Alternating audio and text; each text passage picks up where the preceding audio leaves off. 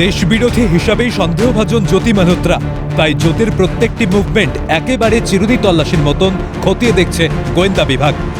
কাশ্মীর, পাকিস্তান তো অনেক ঘুরেছে জ্যোতি, ঘুরেছে এ বঙ্গেও।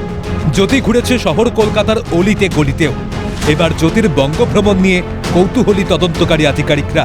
জানা গিয়েছে এবার জ্যোতির সব রকম গতিবিধি জানতে রাজ্য পুলিশের কাছে তথ্য চেয়ে সাহায্য তলব গোয়েন্দা বিভাগের। এছাড়াও জ্যোতি মালহোত্রা সম্পর্কে বেশ কিছু তথ্য প্রেস বিজ্ঞপ্তির মাধ্যমে বৃহস্পতিবার জানিয়েছিল হিসার পুলিশ। পাক গুপ্তচর সন্দেহে গ্রেফতার জ্যোতিকে আরও 4 দিনের জন্য নিজেদের হেফাজতে নিয়েছে পুলিশ। জানা যাচ্ছে জ্যোতি মালহোত্রার মোবাইল ফোন এবং ল্যাপটপের ফরেন্সিক রিপোর্টের জন্য অপেক্ষা করছে পুলিশ। আগামী 1 সপ্তাহের মধ্যেই যা চলে আসার সম্ভাবনা। রিপোর্ট এলে তার ভিত্তিতে পুলিশ জ্যোতিকে জিজ্ঞাসাবাদ করবে। ফলে জ্যোতির ভাগ্য এখন নির্ভর করছে তার মোবাইল ও ল্যাপটপে থাকা তথ্যের ওপর। আপাতত হিসার পুলিশের তরফে জানানো হয়েছে, জ্যোতির জঙ্গি সংগঠনের সঙ্গে যুক্ত থাকার কোনো প্রমাণ এখনো মেলেনি। তবে পাক আধিকারিকদের সম্পর্কে অবগত হওয়ার পরেও জ্যোতি কেন যোগাযোগ রেখেছিলেন তাদের সঙ্গে ভাবাচ্ছে গোয়েন্দাদের।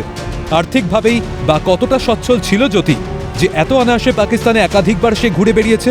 পাক হেভিওয়েট মন্ত্রীদের সঙ্গে জ্যোতির ভালো সম্পর্কের সমীকরণই বাকি। আশা করা যাচ্ছে ফরেন্সিক রিপোর্ট এলে তদন্ত আরও এগোলে এক এক করে খুলবে সব জটই। ক্যালকাটা নিউজ।